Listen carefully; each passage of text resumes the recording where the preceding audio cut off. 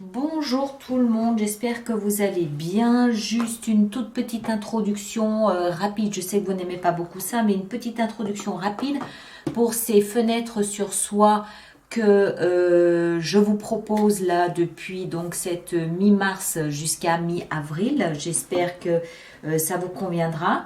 Alors pour faire cette lecture de fenêtres sur soi, les cartes que j'ai utilisées sont le Pictorial Key Tarot, d'accord, qui est comme ça.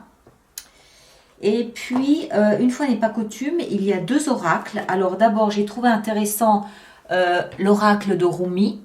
Je vous lirai évidemment pas la totalité parce que c'est long, hein, mais juste le petit résumé qui va avec l'oracle.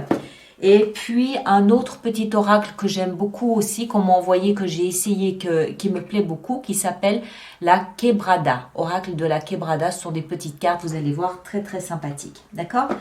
Voilà, vous allez évidemment clore votre lecture en allant voir votre signe ascendant et votre signe lunaire. Ça peut compléter la lecture.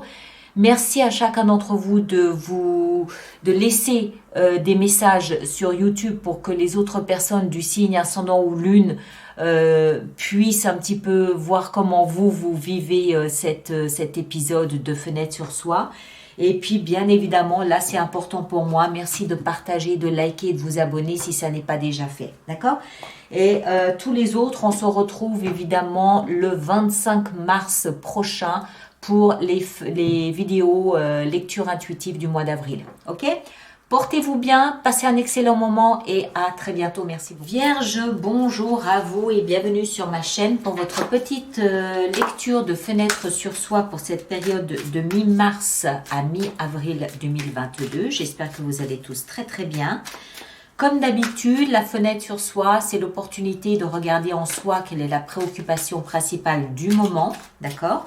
Que vous soyez signe solaire, ascendant ou lunaire en vierge, cette lecture peut vous concerner. Si ce ne sont ni vos ascendants ni votre signe lunaire, n'hésitez pas à ce moment-là à compléter la lecture en allant regarder la vidéo de votre signe. Voilà, à la fin de la lecture, comme je l'ai dit en intro, je vous sortirai un petit oracle de Rumi et aussi un petit oracle de la Quebrada et on va clore avec ça. Voilà. Alors, Vierge, boum, boum, boum. Voilà. Au cœur de votre préoccupation en ce moment, au cœur de votre lecture, vous avez, waouh, l'as de bâton. L'as de bâton, c'est l'idée, non, c'est pas l'idée, c'est une pulsion d'un nouveau départ qui se manifeste en vous. On est au cœur de la lecture. Hein. La pulsion, c'est vraiment comme ça qu'il faut le voir, d'un nouveau départ. Les bâtons sont du feu, d'accord? Donc c'est volcanique, c'est éruptif. C'est créatif, c'est passionné, c'est enthousiaste, c'est flamboyant, ok? Et en plus, comme il s'agit ici d'un as, ça veut dire que c'est vraiment c'est l'idée même de démarrer quelque chose de nouveau. C'est l'idée même d'avoir devant soi une page blanche. C'est cette capacité à vous réjouir. J'ai du mal à parler. C'est cette capacité que vous avez à vous réjouir de quelque chose de nouveau que vous sentez, que vous envisagez ou que vous programmez là maintenant dans votre vie. Okay? Comme un volcan que vous sentez là il va partir en éruption et ça vous met dans un état de joie, d'enthousiasme, voilà, quelque chose comme ça. Alors, on va essayer de comprendre un peu mieux de quoi il s'agit. Ici, dans votre tête, vous avez la tempérance. Alors, votre mental est en train de calmer le jeu.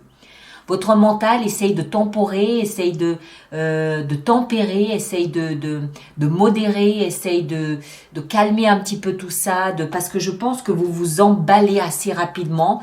Je pense que vous pouvez être très, comment est-ce qu'il faut que je le dise, très emballé par ce nouveau projet. Et le mental, il est là pour dire, ok, on se calme, on y va tout doux, on va voir, on va essayer de garder de la patience, on va essayer de garder de l'énergie et on va essayer de s'équilibrer en attendant de voir un petit peu comment ça se développe. D'accord? Le passé, ce qui vous a propulsé dans cette énergie, c'est... Vous avez dû vous sentir bloqué et stagné durant un certain temps. Ça peut être 8 mois ou 8 ans pour certaines personnes. Et donc, du coup, ce projet de nouveau départ peut être exactement la pulsion que vous attendiez, qui vous manquait. Ça peut être quelque chose que vous attendez de très longue date. Mais vous provenez d'un endroit où vous vous êtes senti bloqué, où vous aviez peut-être peur d'avancer, peur d'oser, peur d'envisager, peur de préparer, de planifier, de projeter. Vous étiez comme dans une ornière et vous attendiez quelque chose ou quelqu'un pour vous en sortir. C'est là, on y est, d'accord? Du coup, on peut comprendre un petit peu l'impatience ici que la tempérance essaye de modérer. Le socle sur lequel vous vous appuyez pour dépasser cette période, c'est 10 d'épée. Alors, bon, l'image parle d'elle-même. Je pense que ça fait, 8 à 10 ans que vous avez vécu peut-être une situation de blocage, une situation où vous avez peut-être mis un genou à terre, une situation où vous vous êtes peut-être senti poignardé dans le dos, comme la caricature ici, quelque chose de difficile, de douloureux, et il vous aura fallu 10 bonnes années pour vous redresser. Si c'est pas 10 ans, c'est 10 mois. Mais moi, je vois ça de plus longue date. Voilà, il vous aura fallu un certain laps de temps pour vous redresser, pour remettre les deux pieds comme il faut, bien au sol, bien à plat, et commencer à renouer avec le feu de la vie, commencer à renouer avec la joie, avec les rires, avec l'envie de vivre, avec l'envie d'être passionné, avec l'envie de créer aussi, et d'envisager jusqu'à ce jour-là, de commencer à envisager ce nouveau départ dans ces nouvelles circonstances. D'accord? Là où vous allez vers la réalisation et la concrétisation de vos rêves. Cet homme, qu'on voit ici la caricature, il a ses 9 coupes au-dessus de lui, il a trouvé son Graal, il a trouvé son chemin, il avait effectivement un rêve, une ambition qu'il a réalisé, qu'il a concrétisé. On le sent autosatisfait, on le sent à l'aise, on le sent bien dans sa vie, bien dans sa peau, bien là où il est. Pourquoi? Parce qu'il a concrétisé un rêve. D'accord? Donc, je pense que ce que vous avez vécu précédemment a été le terreau de ce que vous êtes en train de préparer là maintenant pour réaliser un rêve, une ambition, quelque chose qui vous tient à cœur. Mais waouh, ouais. Alors, on va maintenant prendre un petit oracle de Rumi pour voir si on peut vous apporter d'autres éléments importants et intéressants. Et on a l'ange Rasbar. L'ange Rasbar. Alors, c'est le numéro 27. Je vais vous lire ça. Non, ça c'est trop loin. 27. On l'a ici. Allez, voilà. L'ange Rasbar. Dis-moi la vérité, qui es-tu? Demandai-je à l'amour. Je suis la vie éternelle, me répondit l'amour. Je suis la joie de vivre qui revient toujours. Elle est là, la joie de vivre. Elle revient. Elle revient après, à mon avis, entre 8 et 10 ans d'absence.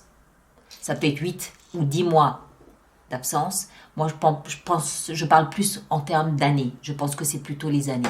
D'accord? Mais elle est là, la joie de vivre. Elle revient. D'accord? Donc, on comprend mieux que oui, effectivement, la tempérance essaye de vous calmer, essaye de vous modérer. Voilà. Et puis, pour finir, dernier oracle. Ici, dernier oracle. Qu'est-ce qu'on a? On a la transformation. Voilà. Je pense que la boucle est bouclée. Vous avez compris. Ce que vous avez vécu, que vous arriverez vous à nommer, va vous permettre là maintenant d'arriver à concrétiser vos rêves, concrétiser vos vœux. Ça peut être un rapport avec l'amour, ou en tout cas l'amour de soi. Et tout ça, c'est grâce à un processus de transformation que vous avez autorisé, que vous êtes octroyé. Voilà mes chers, merci de laisser vos commentaires sur YouTube et puis on se retrouve le 25 mars prochain pour les lectures intuitives du mois d'avril. D'accord? Merci à vous tous et à très bientôt.